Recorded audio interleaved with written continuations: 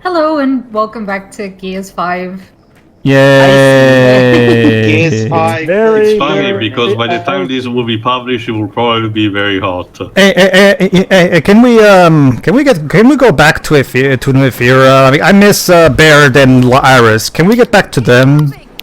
Well, think of it. Hey, Tio, think of it like this. If it's a really hot day and they're watching this, they can think of it and they'll feel a bit cooler. That is not how temperature works, James. I wanna go back to. Oh, shit. I wanna go back to hearing Baird argue with Iris' sarcasm. Fun fact, actually, regarding heat, there's actually a scientific study that you guys may find interesting.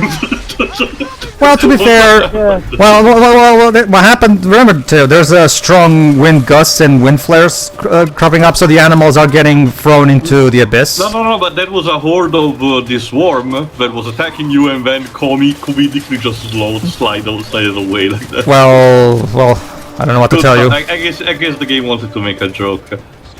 Yeah, I don't think it was so much that. I think it was more so the fact that, you know, physics and shit. Go ahead, Joe. There's actually an interesting scientific study regarding heat that you guys may find interesting. Apparently, and I assure you this is true, scientists have done studies that show that apparently the more heat there is, the more liable there is to be a rise in a crime wave. So basically, People are more irritated or something. okay. There are some comedians here in my country who would immediately react to that by making this joke.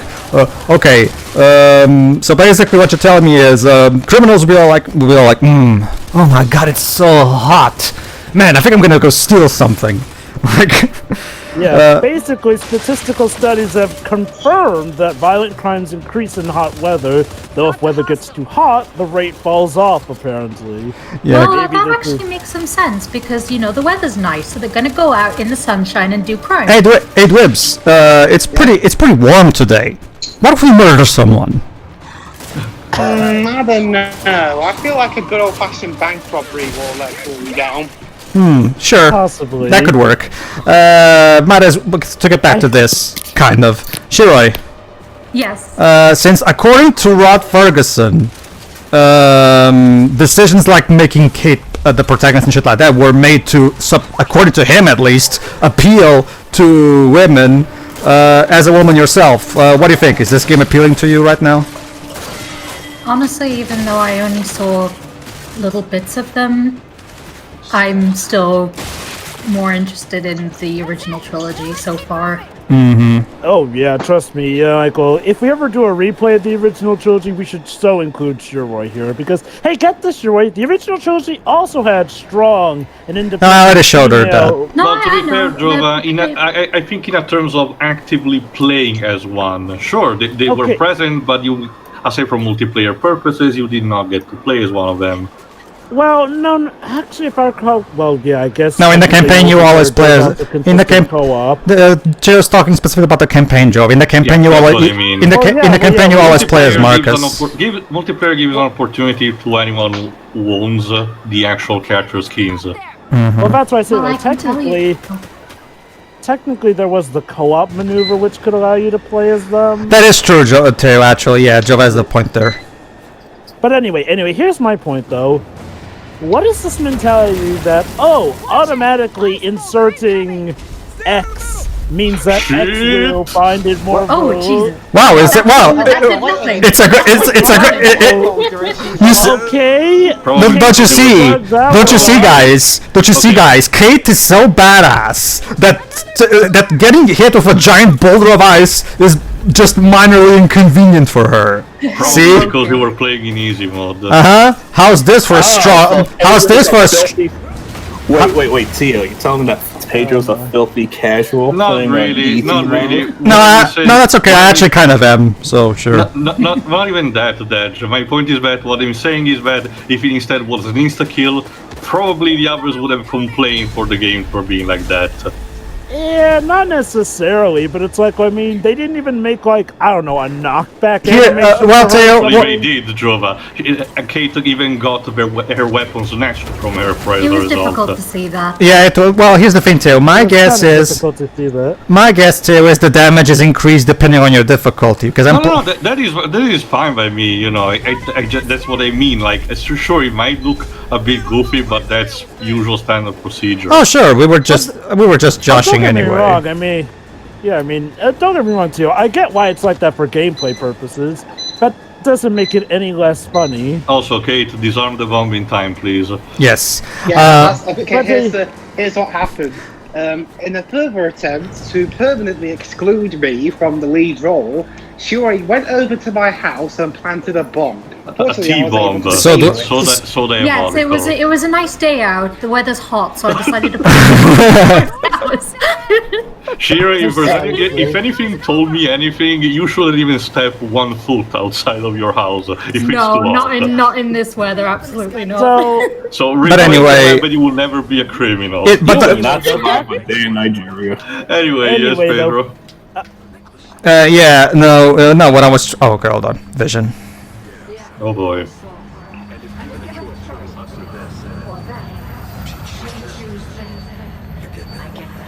Uh-oh. JD talked with Dell about her. Oh, Oh. Let me guess. One of these visions going to result in her accidentally killing someone in the real world. I'm getting the idea that secretly JD asked Dell to keep an eye on Kate. but, Teo, how would Kate be able to know about that? Well, I get the idea that this supposed process of becoming the next queen that has been hinted already from the previous game has given her some kind of, particular powers that allow her to do something akin to, scanning the mind of people around her or something. Mm-hmm. Anyway, and this being a memory of Dell, yeah. But yeah, here's one thing I don't get though. From what I can understand, the mentality just seemed to be, hey, we put a woman in the lead role, that'll automatically mean more women want to play our games. Like, I never get that mentality. That's like suggesting that the only reason Black Panther was such a hit was because it starred a black character and thus that attracted more African American folk. If Don't get anything, me wrong. There were several factors towards that. Yes, one, it was cool to have a black lead role, but he was already an established character in Civil War, so people were more interested in seeing what he was about. Exactly. And because it's the MCU. Not just that. Like, the Rod's logic makes no sense because, first of all, we have plenty of cases where that is demonstrably wrong. I mean, more women went to see Rambo's last movie than going to see the Charlie's Angels movie that was made by was it Drew Barrymore? Or, Oh yeah! No, No, it was made by Elizabeth. That's it, Elizabeth Banks. Oh, yeah. And she Made by specifically Point. said that this was an action movie for women and shit like that. Blah blah That's blah. where And they got mad when the movie underperformed and blamed it on men for not watching it. Hey, So- it's like Probably because the marketing was bad and nobody knew it was G. bad. Well, what are you doing? I'm checking the map. Basically, we have to find the specific spots that we're looking for so we can find clues to. But anyway, Jova and Shiroi. It's like African people and women go see movies based on what they find more interesting or something. I get it. You want to know what's really funny? Statistics showed that more women apparently went to see the Rambo movie than the Charlie's Angels movie. You know the Charlie's Angels movie, remake, sequel, whatever the hell it was? The only reason I knew about its existence is because my mother was watching an interview program where the actresses just happened to be guests. I didn't know any other time. You want to know how I knew about that movie? Because they showed the trailer of it when I was at the theaters for Hobbs and Shaw. How nice. Oh, and look. I'm sorry, but that trailer wasn't doing the movie any favors. No, it wasn't. Look interesting, and I'm sorry, when I see the name Kristen Stewart in the starring title, that tends to give me a yikes. Not gonna say that she can never turn in a good performance. I'm not a fan of her, and from what she was showing in that trailer, I had no reason to give her the benefit of the doubt. Joe, are you the type of guy that cringes whenever Megan Fox appears on screen? Nah. Okay. I'll be quite honest. I feel like Megan Fox has more acting potential than Kristen Stewart. I'm gonna have to agree. Like there is something. Kotaku just recently made an article saying, "Sorry, your cis white woman protagonist isn't progressive." I'm just like, what are you saying? Cheap clickbaiting, but that doesn't really have any place It's here. Kotaku being Kotaku by the sounds of it. It's like it's like that Distractoid article accusing Nino Kuni 2 of being furry porn just because Evan has a tail. Excuse? I'll let you remember, Shira. We talked about that article in the commentary. I repressed that, to be honest. The first time I actually remember that. Well, remember, Shira, we talked about it in the commentary and everything. But all these things that has been mentioned so far kind of have a thing in common. You know, it seems more. It's kind of similar to what Knuckles said in that episode of Sonic Boom. Every time this happens, it seems more like that the person in question is the one stereotyping and accusing the others of doing that. Here's my. All right, I'm going to quote that thing again, ever. Hey, Des, just because you don't like Sonic Boom don't mean we can't do it. No. I don't want one of the creators listening to this and then stroking their ego. I don't even know who the creators are, to be honest. He's talking about Alan Denton specifically. But anyway... Don't know, don't care. Saying, well, actually, I was the one who was trying to say something. You were saying, Pedro? Hell, no, like I can also say, I will also make one point. I don't usually make points about this, but I will make this one. Especially considering how we're in the process of commenting on that as well. I've been watching fiction starring female protagonists since I was like 5. So I've been watching those kind of stuff practically my entire life. So that idea that I inherently will not relate to a little girl just because I'm a boy, I find that to be patently ridiculous, to be honest with you. Although that's funny, I have speaking of female protagonists, Sony just announced we're getting a Silk TV show on Amazon Prime. It reminds me of you know what it reminds me of? And people like Silk. Sorry. Could you briefly explain what Silk is? Silk is a female Spider-Man. It turns out that she was a woman who got bitten by the same spider as Peter did, and every time that they see each other, they have the urge to have sex with each other. Apparently. Okay. As weird as that concept sounds, believe it or not, she's actually grown into a decent character in the comics. Mm-hmm. Even though she's based off Dan, what's his name? Dan Slott. You know Dan Slott's daughter. Anyway, must keep running. Yeah, we don't want to talk about Superior Spider-Man here. Well, to be honest, it's the usual standard roadie run. I'm not making fun of it. That too. So apparently I'm Portuguese and Italian. Man, we're all off today, aren't we? I'm trying to bring this back into. Oh, there you go. Thanks, Kate. Yeah, you did something. Of course they have. Very Even quickly. Oh, sure, yeah. Like, two... I don't know who decides this nonsense, executives. How about you ask us women what we want? Instead of assuming what we want? You know? Okay, I get the idea, Shira.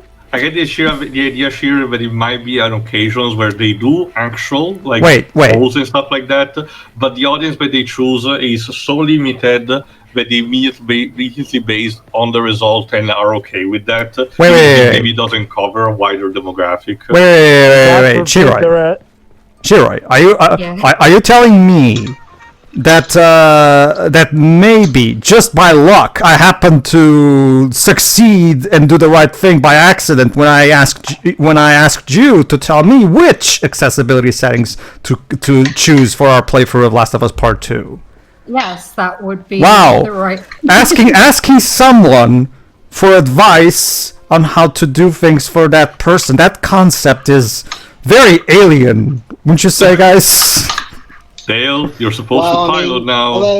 Although to be honest, even with that, you have to be really careful about who you ask, because if you aren't, you end up with sing. So music, I mean. But okay, there's that, and there's also knowing, that maybe some people from that demographic may not always be the best people to ask. I mean, to be fair, Jova, that in itself is the risk that has to be taken, but it's the intrinsic risk that has to be taken when it comes to something on a democratic idea. All right. Theo, what if, say, a director took advice from someone who a lot of people have cited as crazy, but still went against better judgment and took advice from her, and thus decided to then pepper a sequel based off of that insane woman's rant? What's this in regards to? Oh, Dr. Uckman listening to Spartians, Anita. I have no idea. Don't worry, it's an inside joke for us. Anyway, the point is. Oh, Last of Us. Yes. Basically, Neil Druckmann took inspiration directly from Anita Sarkeesian for that game. Yeah, basically. But anyway. Anyway, move on. This is another. Actually, I have one thing I like to mention. Yeah, this is when my issues with the quote unquote open areas of the game come into play. They're short. No. It's not much that they're short, Jova. It's more so the opposite in the sense that here's the thing. Okay, I have to go from one tower to another so I can get all the data that I want, so we can discover exactly what we need to open so we can get to where the locusts are, so we can find for ourselves finally where Niles is. That sounds like padding. I was about to get to that. Yes, the problem is that you have to get me exploring throughout this area for various places so I can get all the necessary data. Okay, that's fine. Technically, fetch quests are part of almost every game like this, basically. So whatever. The problem is that there's no real reason for this open area to exist, really. You could have easily structured this game like the previous 4 games, and we'll just go from one tower to another on a linear fashion, on streamline the pacing, and nothing would really be lost, because these wide open areas, aside from that one side quest that each of them have, don't really have anything interesting in them. There's nothing interesting to explore. Probably just a technical showcase of a new vehicle skill, and they needed an open space to actually experiment it. The thing is... Oh, there you go. Secondary mission, Lost Outsider. This is the side quest of this particular open area. Like, the thing is that what they could have done is, what they already had, that was to put something... Hold on, Terry, let me read this. This is Lena. If you're here to find me, I went to other tower to see if it works, because this one sure as hell doesn't. Norse goes inside, potted. I locked him so he can't hurt anybody, and I'm in no shape to help anyone right now. If you can get to him in time, if it's too late, shit, just be gentle, alright? There you go. Oh boy. But, here's the big problem. There's not much to interact with in these open worlds. Not much to really do, as Pedro mentioned. Like, if you want to make them big, at least give us stuff that we can do for these long stretches of land. Like, again, look at something like Just Cause 2. Insanely huge map. But the reason people celebrate that is the fact that it's a huge map that has tons of stuff you can do just for fun, mind you. I have sorry. Go ahead. I kid you not. People would not be singing that game's praises as much if there was not much to do in that giant open world. Cover time, please. 1837. Go to 1930 or something. Anyway. 1902. All right, just hold on a bit. What is our primary objective, though? I explained it earlier. We're trying to find data so we can find out where Dr. Niles is. Anyway, hold on, Dwips. Yeah, vacation would be nice. A vacation from this game. Okay, and click. Anyway, okay, I brought this example. I brought on this example before. Well, there's technically. Is this the part where they meet the warden? No. Okay. So basically, yeah, that's our tower. There you go. Okay. I brought this example from before. Let me use it again. See, here's the thing. Let me use a kind of similar example because okay, up until 2018, the God of War franchise has always been very linear, Devil May Cry style hack and slash games where you're just going on this very railroaded path with no deviation whatsoever. However, since the new era of the storyline required some drastic changes, we changed to a more pre-Breath of the Wild 3D Zelda game type of structure. Especially because Corey Barlog has said in an interview that I saw that he's a big fan of Wind Waker and he's always wanted to implement something like that, even back to God of War 2 when he was directing that. That game, on the other hand, fully committed to its open 3D Zelda-esque areas by including side quests, side dungeons, side monsters to fight. There's a shit ton of Valkyries for you to fight as post-game content and everything. That game actually gave me shit to do that justified the sizes of the areas. This game, on the other hand, does not commit to something like that. And I understand that this game had only a 3-year development cycle, unlike God of War's 5-year development cycle. I get that.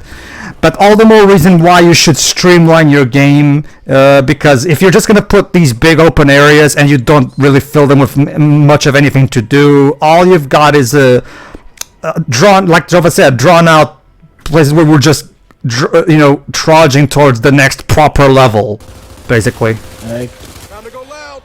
Carry on, Jova. Yes. Yeah. Congrats, you made a giant massive land. One that will take forever to get through in places where we're not allowed to use the skiff. Why are we supposed to find that amazing? Because again, Just Cause 2 technically, arguably, may still have the largest map size of all time, but yet that game did stuff with it. That's one of the reasons why it's so renowned. That's what it's all they do is look, big open world. Look at how big it is. It's like well, yeah, Deds, and guess what? We've gotten a bit tired of it with Ubisoft when they don't really have much stuff to spruce it up. It's like it's just one of those things where combining this gameplay lack of combining the lack of the dude bro vibe that the story now has, complete lack of it. Combine that with the clear identity crisis that the gameplay of this game has. It's just like, and I'm gonna have to agree with a guy I follow who's a big fan of Gears, and he mentioned this in one of his podcasts, and I will repeat it here because I actually do agree, especially now that I've actually played all these games and I'm quite fond of the original trilogy. Why can't Gears just be Gears? Like, you already, did it really get to a point where it's officially forbidden to make something like a Schwarzenegger movie, except it's a game? If you wanted to make change, that's fine, but it needs to be genuine change. The change between the original trilogy to Gears 4 doesn't feel genuine. It feels like something that was mandated. Yeah. And sure, maybe sometimes changes are mandated, but a good change is one that feels natural. Alright, was this change under Dominatrix or Phil Spencer's leadership? Phil Spencer, because Phil Spencer was actually the one that bought the Gears of War franchise from Epic. Well, okay. To be fair, pointing the finger at just one person probably is not the right thing. I'm pretty sure there's like a bunch of people at fault because Rod Ferguson's. Of course, video games are a team effort. Obviously, but Rod Ferguson. But it's hard not to point at least one of your fingers to Rod Ferguson when you read this crap. When you read his crappy interviews, that I'm not even kidding you, Deji. This guy also says that according to him, he needs black characters to appeal to black people. No, not my words. His. I'm not kidding. There's an interview of his out there that actually says shit like this. He also mentioned that's also where he mentions stuff. Sorry, go ahead. I need you to bear with me what I'm about to say. Go ahead. Representation does matter, but do not do it in a way that's pandering. Oh, that's pretty much what I said during our Beauty and the Beast 2017 commentary. Yes, I'm all for inclusion and representation, but it needs to be inclusion and representation that makes sense. Not for the sake of, hey, look, we need the token girl or the token black guy or whatever. It's like, Yeah. Again, then when you do stuff like that, one, it can come off as pandering to the people you're trying to quote-unquote relate with, and they may not like it. And two, it comes off offensive. Hey, you want to know what else? It can also end up, it can also end up rebuffing regular fans of it. And yeah, don't get me wrong, there are definitely some cases where fans do need to get over themselves when we have a different take on a character who's a different color, because sometimes that character's color is not a part of their character. Mm-hmm. But yeah, that being said, it should be done carefully, though. Like, sure, if there's a character. Sorry, Joe, hold on. What? You killed me. Okay, this is starting to get really heavy-handed. I mean, come on, Rod. Can we try to apply a bit more? A bit more. I get that. I get that Gears is not exactly, near replicant type of nuance, but you could try to at the very least not shove the story down my throat in such a terribly written scene like that. What was wrong with this scene? It's heavy-handed too. Like, let's see, you killed me. That sounds like something you'd see in a fucking. Yeah, there you go. It's just, it's heavy-handed. It's unsubtle and inelegant. But go ahead, Jova. Not only that, but it feels inconsistent. You remember how you thought the last vision was something that showed her reading the mind of Dell or something? But now this vision seems to suggest that it's all just stuff in her head. So can they be both? Well, then that kind of leaves the powers to just being, oh no, you maybe can do the this. Maybe the player has to figure it out. Okay, Tio. I'll say this right now. There's a thin line between what the player should figure out and what the writer should actually think to solidify and explain. Well, you already seen the game. Do you get an answer to this kind of thing by the end of the game? Could you remind me of what the question is, just so I can answer properly too? Well, whatever Jova said, the idea of figuring out what specifically are the powers that Kait is having about this precognition. Oh, that! Well, that's the thing too. The answer is going to be very, very underwhelming, at least to me.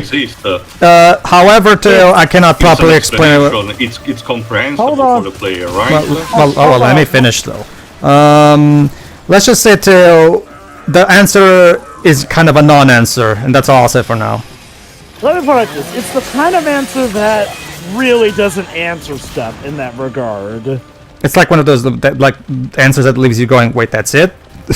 The writer will say it's open to interpretation. Okay, here's the thing. Allow me to just not to follow up on what Jova was saying. Not to say that a writer can't make a genuine effort because he genuinely wants to have representation because he feels like it's like. Remind me, Jova. Wasn't that the primary reason for Stan Lee to create Black Panther to begin with? Because he wanted to give African Americans a superhero that they could, that could represent them and shit like that. So it's not like you can't go. So it's not like you can't have that as your primary motivation, especially because Stan Lee is such a great writer anyway. That's cool. He did the same thing with Mary Jane. He himself said when he created Mary Jane in Spider-Man, he also wanted to have a really good female character for Peter to bounce off of Peter, because Peter is a nerd, and pairing him up with someone who literally introduces herself with Face It Tiger just won the jackpot, just creates great character interactions. And then things became so fucked up that they had to introduce Gwen Stacy. Well, yeah, I know, but Mary Jane was meant to be a one-shot character. It's just that she became popular. It's like, all right. Well, that's the thing, Deji. A writer cannot possibly predict which characters are going to get popular. So. Oh yeah, but I'm just saying, let's not pretend he was playing the long game with that one. Oh no, well, Deji, writers can play the long game with everything they do. That's just not reasonable to expect. You'd be surprised how many stories are made up as they go along. No, I get that. That's what I'm saying. Yes, of course, some of them are like that, but at the same time, I don't think it's fair to do the opposite and expect every single story ever written to always be super planned to the finest detail. No, of course not. Okay. It's just like the intent behind Mary Jane. I don't think she was just okay. Hey, let me just make a random character. Never see her again. Oh, she became popular. Let me add extra layers to her. That's fine by me personally. Yeah, that's what I'm getting at. Sure, if it helps you. Compared to something like, say, the Punisher, which was created for introducing a Spider-Man story specifically with the intention of having that to be the vehicle because they always wanted it to become a regular. Here's what. That's the thing about the Punisher, actually. Excuse me. Have you guys seen? Have you guys seen any of the Punisher movies that have been made? No. Nope. Anyway. Okay, I've seen.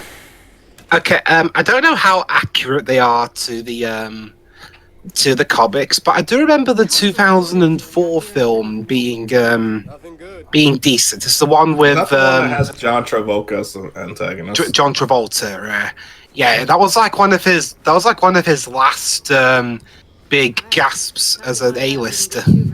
That's nice. Anyway, so here's one thing. Yeah, here's one final thing I'll say about this whole discussion we're having, Jova. Here's one thing I'll say, and wait till I finish because I think you'll make sense when I'm done. You know what? You know what happens when it comes to these whole movies and games that I play, Jova. Here's what I'll tell you. I don't like games and movies with black people. I don't like games and movies with women. I don't like games and movies with white men. I don't like. You know what I like? I like movies and games.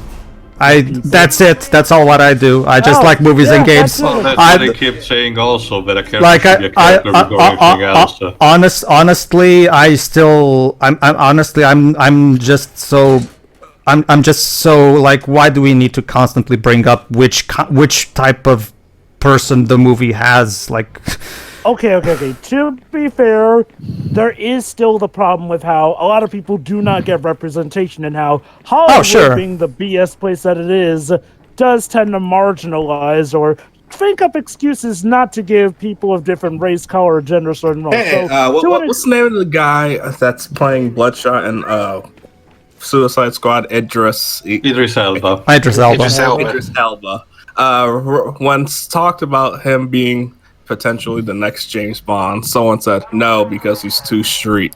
And everyone's like, what? Well, okay. Allow me. Allow me, Deji, because I actually do have something to say about that. See, here's the thing, and don't get me wrong. It's not so much that I'm against it. It's more so the fact that in the books, Ian Fleming, the creator, specifically described very clearly that the character is a white guy. Not to say that we can't have black guys be secret agents and shit like that. It's just that this character has been established in the same way that I'm sure you would not like if we took a character that's always been described and established as a black person and suddenly make him white for no reason. I'm sure. Yeah. That's fine. If he had just gone with that, like, fine, but saying too street, it's like, what does that mean? Yeah, saying he was too street, that was... I don't even know, what does that even... What does that even mean? Yeah, what does that even mean? No! I don't even know what that's the problem. I'm not even kidding, I genuinely don't know what that means. He's from the hood? Yeah, if I had to hazard a guess, probably that, but... Hang on, let me find out where he was born in that. He was born in Hackney, in London. Anyway, hold on. We actually did find some stuff, so... Is that a recorder? New ability, Cloak. Oh, for more stealth. Jack temporarily cloaks nearby squad mates. Shooting or attacking with melee will end the cloak. Again, reminder that these skills also apply to multiplayer, so it's also helps to make good use of these when you're in multiplayer. From what I've heard, remember, I haven't actually played the multiplayer, but I only see videos from Gears YouTubers. Hey, remember the Eastern Gears? Remember the Eastern Gears of War 2? Have you ever played any of the multiplayer before? My knowledge of the Gears of War multiplayer, Deji, is based on Gears of War YouTubers that I follow. Yeah. What about Halo? You ever played that? No. Okay. No, like, see, the thing is, it's not that I wouldn't. It's not that I don't want to. It's just that there's a lot of games, and it's I'm gonna wait till like I have like a good amount of free time on my schedule to marathon for the entire series, because it's one thing to do what I did with this series, because this series only has 5 games. Halo at this point has 5 main games, 2 Wars games. There's Halo Reach. Yeah, so there's a shit ton of Halo games. So. And there's definitely a lot of lore with that series too. There's also apparently the books you need to read to understand Halo 5, or is it 4? 4. 5. Both. It's 4. Both. Which is it? Both. Okay. It's both, but it's worse with 5. Because I'm also 5 has not only books, but also a movie, trading cards. Yes, I'm not kidding. Some of the lore is in trading cards, and oh god, I forget that there was that other little thing. Oh yeah, also comics as well. Let me. Okay, with Halo 5, they really wanted to make They basically wanted to make 5 the Final Fantasy 7 of the franchise, and by that I mean make it into a multimedia franchise within a multimedia franchise. Okay. Let me try to be a bit more constructive. Okay. See, here's the thing. When you get right down to it and judge this game objectively, it's a perfectly serviceable cover-based third-person shooter. Perfectly serviceable. The mechanics are not broken. The shooting works just as well as it always did. There's nothing inherently broken or flat out wrong on a basic game design level. It's not that it's a bad game per se. It's technically a perfectly serviceable game. I just don't think it's Unless we're talking about the multiplayer at launch. True. But I'm talking specifically about the campaign because I cannot speak for the multiplayer all that much because I haven't actually played it, especially at launch. I've seen plenty of reports to let me know that the multiplayer. Oh no! There's plenty of Gears of War YouTuber channels that actually can give you a lot of information on that. That's where I got my information from. So you can just check that for yourself. But anyway, I just don't think it's a good Gears of War game because, again, like I've said in our Gears 4 commentaries, Gears of War, the campaign specifically, are about badass characters.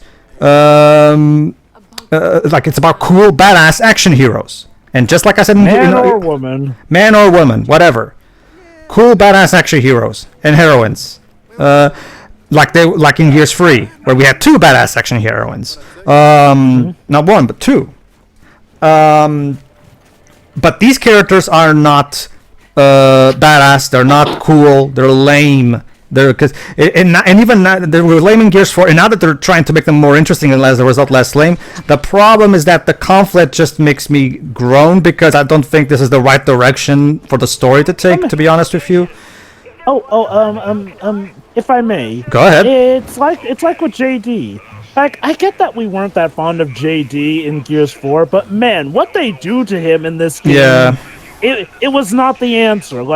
Crapping on a character that people may not have been fond of because he was underdeveloped doesn't automatically make that character more interesting. If anything, it just makes us feel sorry for him because the writers have clearly chosen JD as their whipping boy more than anything. It also doesn't help that Tom, once again, like in the Gears 4, Tom Bissell is just not a very good scriptwriter. His dialogue is so dry and not witty at all, except for that one scene in Part 2 with Baird and Iris. I am still wondering if somebody else wrote that scene. Well, let's not forget, Baird was arguably the best written in Gears of War Judgment, which Tom Bissell also have a hand in, so maybe it's just with Baird he can do it. I guess Baird is the only character he knows how to write. Because I'm not even kidding you, Dej. There's a scene in Gears in Part 2 of this playthrough that you weren't in that feels like it's straight out of a different game. I'm not even kidding. But anyway, cutscene. Under the ice? Yes, that's where it is, too. So it's always we get under there. the ice. Whoa. There's something under the ice. Yeah, how do we get there? I mean, the answer is powerful, but we can't solve through all these ice. We gotta dig a little deeper. Ice this thick, it's like concrete. True. This helps, but Baird says there was an old mine in that area. Old mine? So, explosives. Got it. Explosives. Wouldn't that be very dangerous to... Whatever. Well, Danes are our middle name. They don't really have other alternatives with the Ray of Dawn out of commission. Am I the only one who finds it weird that Jack doesn't have I thought Jack had like a portable drill laser on him that could probably cut through that. I don't. Well, like it said, it's like concrete. It's not like a different thing, and it's not like we just need to tiptoe a bit under the ice. It's very buried. Anyway, everybody, tune in next time where we're going to go to the abandoned mines to get some explosives. Yeah. See ya. Ta-ta.